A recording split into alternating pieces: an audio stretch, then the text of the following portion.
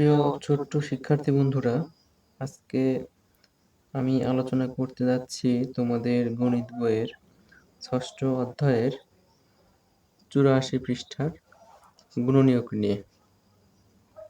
আমি শুরুতেই তোমাদের এই ক্লাসটা নিয়েছি। তোমরা যদি সেই ক্লাসটা মিস করে থাকো তাহলে সর্বপ্রথমে গুণনীয়ক এবং গুণিতকের এই ক্লাসটা দেখে আসতে পারো। তাহলে আমি আশা করব তোমাদের আর কোনো কনফিউশন থাকবে না। গুণনীয়ক এবং গুণিতক নিয়ে কোনো রকম কনফিউশন থাকবে না। তাই আমি আর নতুন করে গুণনীয়ক নিয়ে আলোচনা করতে চাচ্ছি না। আমি এখন শুধু আজকে এই ৮৪ পৃষ্ঠার অঙ্কটার সমাধান করে দেব। তোমরা মনোযোগ সহকারে দেখো। তাহলে এখানে আমরা আজকে আলোচনা করতে যাচ্ছি গুণনীয়ক নিয়ে। তারপরও গুণনীয়ক কি এটা আমি আর একটা বার তোমাদের বলে দিচ্ছি।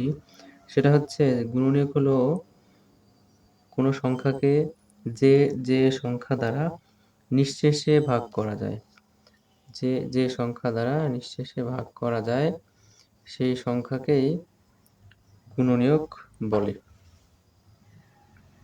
অর্থাৎ যে কয়টা সংখ্যা দ্বারা সংখ্যাকে নিঃশেষে ভাগ করা যাবে সেই সংখ্যাগুলোই হচ্ছে ওই সংখ্যার গুণনীয়ক।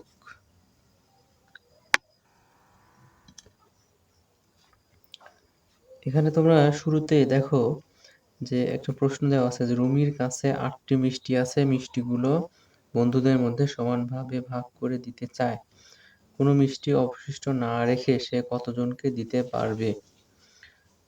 তাহলে এখানে একটু সমাধান করে দেওয়া আছে, আমি তোমাদের শুধু একটু বুঝিয়ে দিই।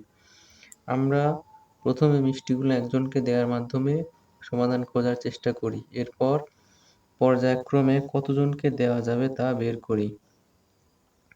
৮টি মিষ্টি ১ জন, ২ জন, ৪ জন অথবা ৮ জন বন্ধুকে সমানভাবে ভাগ করে দেওয়া যাবে।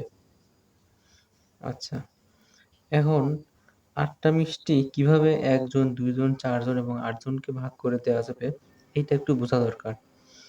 যদি ১ জন বন্ধু হয় তাহলে ৮টি মিষ্টি দেওয়া যাবে। যদি ২ জন বন্ধু হয় তাহলে ৪টি করে মিষ্টি দেওয়া যাবে। যদি ৬ জন বন্ধু হয় তাহলে ১টি করে মিষ্টি দেওয়ার পরে ২টি অবশিষ্ট থাকবে। কিন্তু আমরা গুণনীয়কের সংজ্ঞায় পড়েছিলাম যে যে সংখ্যা দ্বারা ওই সংখ্যাকে নিঃশেষে ভাগ করা যায়, কোনো অবশিষ্ট থাকা যাবে না। যদি অবশিষ্ট থাকে তাহলে ওইটা গুণনীয়ক হিসেবে গণ্য হবে না। তাহলে ৬, ৮ এর গুণনীয়ক হবে না।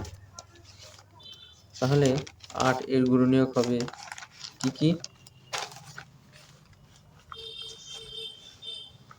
দেখো ৮কে আমরা সাধারণত ১ গুণন ৮ আবার ২ গুণন ৪ সমান ৮। তাহলে এই যে ৪টা সংখ্যাই হচ্ছে ৮ এর গুণনীয়ক। আমি তোমাদের ঠিক এভাবেই সুন্দর করে শর্টকাটে বুঝিয়ে দিয়েছিলাম যে কত সহজে গুণনীয়ক বের করা যায়। তাহলে ৮ এর গুণনীয়কগুলো কি? ১, ২, ৪ এবং ৮। অর্থাৎ এখানে এই অঙ্কটার সমাধান হবে যে ১, ২, ৪ অথবা ৮ জন বন্ধুকে সে সমানভাবে ভাগ করে দিতে পারবে। আশা করি তোমরা বুঝতে পারছো। দেখো এখানে একটা গুরুত্বপূর্ণ তথ্য দেওয়া আছে, ১, ২, ৪ ও ৮ কে আমরা ৮ এর গুণনীয়ক বা উৎপাদক বলি। ৮ কে ১, ২, ৪ ও ৮ দ্বারা নিঃশেষে ভাগ করা যায়। যেহেতু ৮ কে ১, ২, ৪ ও ৮ দ্বারা নিঃশেষে ভাগ করা যায়, তাই এই ৪টাই হচ্ছে ৮ এর গুণনীয়ক। কিন্তু ৬ এর গুণনীয়ক নয় কেন? কারণ এখানে 6 দিয়ে যদি আমরা ভাগ করি তাহলে 2 অবশিষ্ট থাকে, তাই 6 কোনোভাবেই এর গুণনীয়ক নয়। আশা করি বুঝতে পারছো। এবার 1 নম্বর অঙ্কটা আমরা সমাধান করি, যে গুণনীয়কগুলো খুঁজে বের করি এবং টিক চিহ্ন দিই। আমি কি এবং কিভাবে খুঁজে পেয়েছি তা নিয়ে সহপাঠীদের সঙ্গে আলোচনা করি। 4 এর গুণনীয়ক এটা করে দেওয়া আছে, এটা আমরা করব না। 5 এর গুণনীয়ক, অর্থাৎ 5 এর গুণনীয়ক বের করতে হলে আমাদেরকে কোন কোন সংখ্যা দ্বারা 5 কে নিঃশেষে ভাগ করা যায় সেটা বের করতে হবে। তাহলে আমরা দেখি কি করা যায়। 5 মানে কি 1 গুণন 5। আর কোনো সংখ্যা আছে কি যে দুইটা সংখ্যা গুণ করলে 5 হয়? নাই। তাহলে এই দুইটাই 5 এর গুণনীয়ক।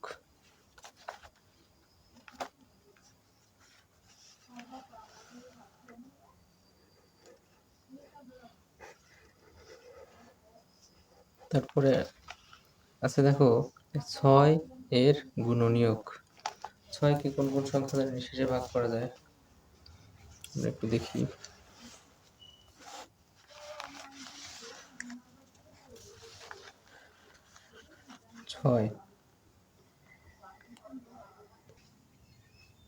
6 তাহলে 5 এর গুণনীয়ক হচ্ছে 1 এবং 5।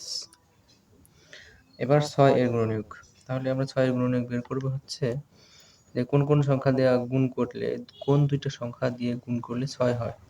1 গুণন 6 6 হয়, আবার 2 গুণন 3 6 হয়। কিন্তু অন্য এমন কোনো সংখ্যা নেই যে সংখ্যা দিয়ে গুণ করলে, ওই দুইটা সংখ্যা গুণ করলে 6 হয়। তাহলে এই 4টা সংখ্যাই হচ্ছে 6 এর গুণিতক, অর্থাৎ 1 2 3 এবং 6। তাহলে আমরা এখানে টিক চিহ্ন দিই। 1 2 3 এবং 6। এবার আছে হচ্ছে 7। এবার আছে হচ্ছে 7। 7 কে কোন কোন সংখ্যা দ্বারা গুণ করলে, 1 এবং 7 এই দুইটা সংখ্যা ছাড়া অন্য কোনো সংখ্যা গুণ করলে 7 হয় না। সুতরাং এই দুইটাই 7 এর গুণনীয়ক। 1 7। এবার হচ্ছে 13। 13 কে আমরা 1 গুণন 13, অর্থাৎ 1 এবং 13। 1 এবং 13 হচ্ছে 13 এর গুণনীয়ক। অন্য এমন কোনো দুইটা সংখ্যা নাই যে দুইটা সংখ্যা গুণ করলে 13 হয়। তাহলে টিক চিহ্ন দিই 1 এবং 13। এবার আছে হচ্ছে 16। 16 কোন কোন দুইটা সংখ্যা গুণ করলে 16 হয় দেখি। 1 গুণন 16 এটা হয়। 2 গুণন 8 16 হয়। 4 গুণন 4 16 হয়।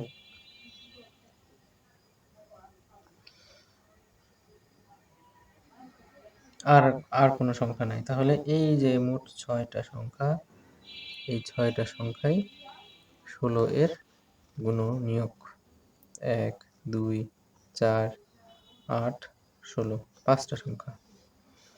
4 যেহেতু দুইবার আছে সেহেতু আমরা একবার নিয়েছি। তাহলে আমরা টিক চিহ্ন দিয়ে এবার 1 2 4 8 এবং 16। আশা করি তোমরা বুঝতে পারছো। এবার আমরা আলোচনা করব 86 পৃষ্ঠা। 86 পৃষ্ঠার শুরুতেই গুণনীয়ক নিয়ে একটি খুবই গুরুত্বপূর্ণ তথ্য দেওয়া আছে, যে কোনো সংখ্যার গুণনীয়ক সংখ্যা নির্দিষ্ট। আমরা গুণনীয়ক এবং গুণিতক ক্লাসে এটা আলোচনা করেছিলাম যে গুণনীয়ক সংখ্যা নির্দিষ্ট, কিন্তু গুণিতক সংখ্যা অনির্দিষ্ট, অর্থাৎ অসীম।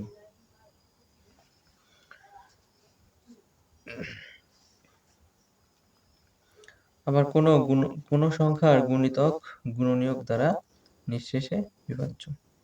ওই সংখ্যার গুণিতকটা গুণনীয়ক দ্বারা নিঃশেষে বিভাজ্য হবে, অর্থাৎ কোনো ভাগশেষ থাকবে না। আমরা 3 নম্বর অঙ্কটা সমাধান করি। 3 নম্বরে বলা আছে যে খালি ঘরে সংখ্যা বসিয়ে নিচে সংখ্যার গুণনীয়ক বের করি।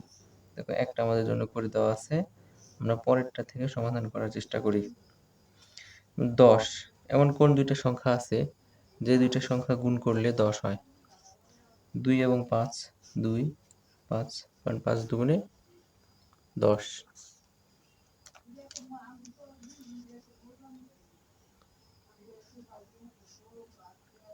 2 5, 5 কে আবার ভাঙা যায়, 5 1 কে 5।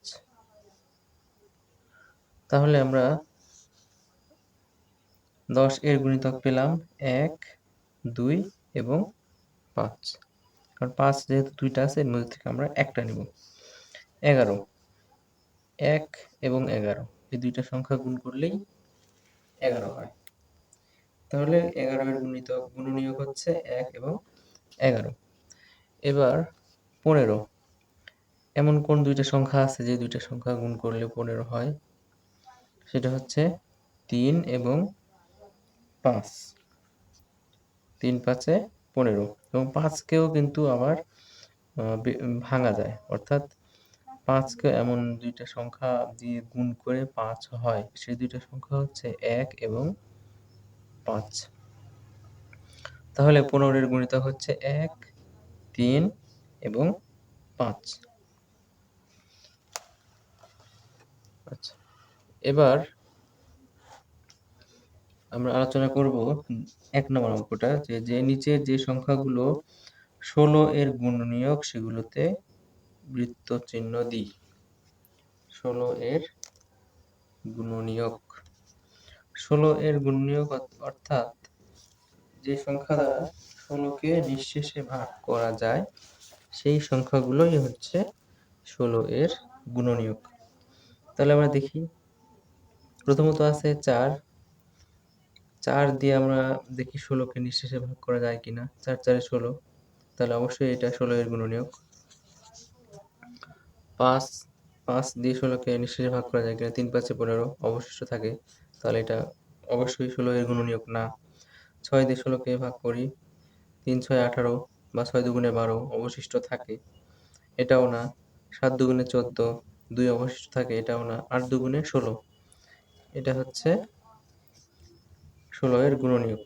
9 দুগুণে 18, 12 1 কে 12 অবশিষ্ট থাকে, 16 1 কে 16 অবশিষ্ট থাকে না। তাহলে আমরা 16 এর গুণনীয়ক পেলাম 4, 8 এবং 16।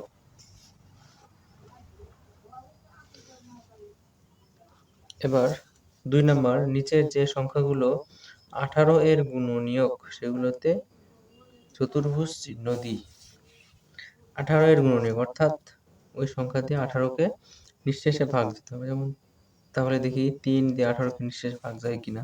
3 6 18, তাহলে অবশ্যই এটা 18 এর গুণনীয়ক। 4 4 4 এ 16, 2 অবশিষ্ট থাকে, তাহলে এটা না। 6 3 6 18, তাহলে 6 18 এর গুণনীয়ক। 8 দুগুণে 16, 2 অবশিষ্ট থাকে, তাহলে না। 9 দুগুণে 18, তাহলে 9 18 এর গুণনীয়ক। 12 1 কে 12 অবশিষ্ট থাকে, তাহলে না। 15 1 কে 15, 3 অবশিষ্ট থাকে, এটাও না। 18 1 কে 18, কোনো অবশিষ্ট থাকে না, তাহলে এটা 18 এর গুণনীয়ক।